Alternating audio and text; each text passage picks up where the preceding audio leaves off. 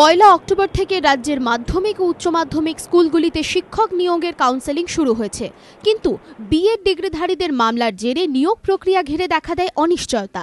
বৃহস্পতিবার কলকাতা হাইকোর্ট সেই মামলা খারিজ করে দেওয়ায় স্বস্তিতে শিক্ষা দপ্তর।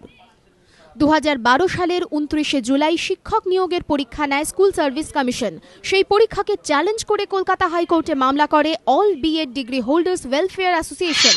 আদালতে তারা জানায়, 2009 সালের শিক্ষার অধিকার আইনে বলা হয়েছে এনসিটিইর নির্দেশ মেনে রাজ্যগুলিকে শিক্ষক নিয়োগ করতে হবে। এনসিটিইর বিধি অনুযায়ী কেবলমাত্র প্রশিক্ষণপ্রাপ্তদেরই শিক্ষক পদে নিয়োগ করা যাবে। রাজ্যে প্রশিক্ষণপ্রাপ্ত চাকরি প্রার্থীর সংখ্যাটা প্রায় 40,000, কিন্তু যাদের প্রশিক্ষণ নেই রাজ্য সরকার তাদেরও সুযোগ দিচ্ছে। সেই কারণেই পরীক্ষা বাতিলের নির্দেশ দিক হাইকোর্ট।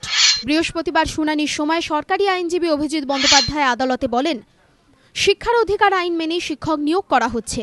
মামলাকারীদের জমা দেওয়া পরিসংখ্যান সঠিক নয়।